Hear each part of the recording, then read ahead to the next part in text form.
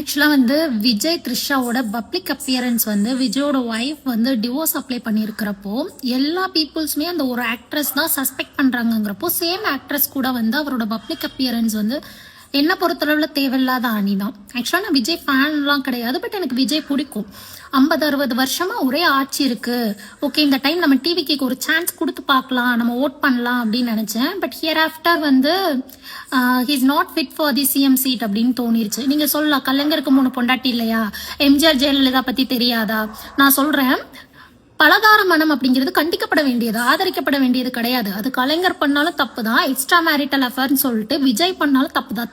தப்பு தான், அதை எப்படி சப்போர்ட் பண்ண முடியும்? அது யாரா இருந்தா என்ன, அது தப்பு தானே. இப்போ சங்கீத இடத்துல இருந்து யோசிச்சு பார்ப்போம். 28 வருஷம் அவங்க கூட வாழ்ந்து 2 குழந்தைங்களை பெற்று அவங்களுக்குன்னு ஒரு லவ் இருக்கும் இவர் மேல. இப்ப அவங்க பிளேஸ்ல வேற ஒரு பர்சனை பாக்குறப்ப அவங்க மனசு எவ்வளவு கஷ்டப்படும். என்னதான் பணக்காரியா இருந்தாலும் அவங்களுக்கும் மனசு இருக்குல்ல, அவங்களும் வலிச்சு தானே குழந்தை பெற்றிருப்பாங்க. அவங்க தானே இவருக்கு வாரிசு அப்படிங்கறத ஒண்ணு கொடுத்துருக்காங்க. சொல்ல போனா இப்ப ஜசன் சஞ்சய்க்கே 25 இயர்ஸ் ஆச்சு, விஜய்க்கு 24 இருக்கும் போதே வந்து யூகேல விஜய்க்கும் சங்கீதாவுக்கும் மேரேஜ் ஆயிருச்சு. இப்ப ஜசன் சஞ்சய்க்கு மேரேஜ் பண்ணி வச்சா அவருக்கே குழந்தை பிறந்து விஜய் தாத்தா ஆயிருவாரு. இந்த டைம்ல வந்து இவருக்கு எக்ஸ்ட்ரா மேரிட்டல் அஃபேர் வந்து தேவையா அப்படின்னு சொல்லிட்டு தெரியல. அவர் ஒரு ஆக்டரா இருந்தா கூட பரவாயில்ல, is a leader of some political பார்ட்டிங்கிறப்போ அவர் கொஞ்சம் யோசிச்சு ஒவ்வொரு ஸ்டெப்பையுமே வைக்கணும். பட் இந்த மாதிரி பண்ணிட்டாரு. இந்த நிலைமையில வந்து எம்ஜிஆரோட வேற வந்து கம்பேர் பண்றாங்க. எம்ஜிஆர் எப்படி அப்படின்னா அவர் வந்து சோத்துக்கே கஷ்டப்பட்டவருங்க, வாழ்க்கையில எல்லா கஷ்டங்களையும் அடிகளையும் பட்டு முன்னுக்கு வந்தவர். விஜயால தொடர்ந்து வந்து 6 மணி நேரம் வெயில்ல நிக்க முடியுமா? He is born with silver spoon. அதாவது பிறப்பிலேயே அவர் வந்து பணக்காருங்க, அவரால் கஷ்டம்லாம் பட முடியாது. அவருக்கு எப்படி அடிப்படை மக்களோட தேவை என்னன்னு புரியும்.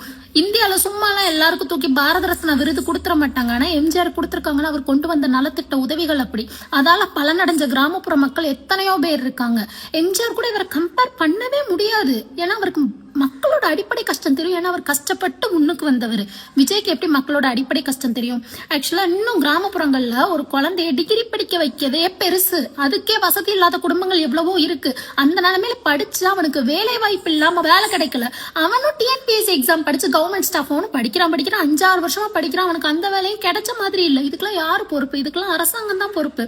ஒரு அரசாங்கத்தோட தேர்தல் அறிக்கை எப்படி இருக்கணும்னா, வீட்டுல படிச்ச பட்டதாரி எல்லாருக்குமே கண்டிப்பா வேலை வாய்ப்பு இந்த அரசாங்கம் ஏற்படுத்தி தரும், நாங்க ஆட்சிக்கு வந்த 6 மாசத்துல இது நடக்கும்னு வாக்குறுதி இருக்கணும். அதை விட்டுட்டு மகளிருக்கு உரிமை தொகை 1000ல இருந்து 2000 நாங்க உயர்த்துவோம், கட்டணமில்லா இதெல்லாம் யார் கேட்டா? இலவச பேருந்தெல்லாம் யாரு கேட்டா?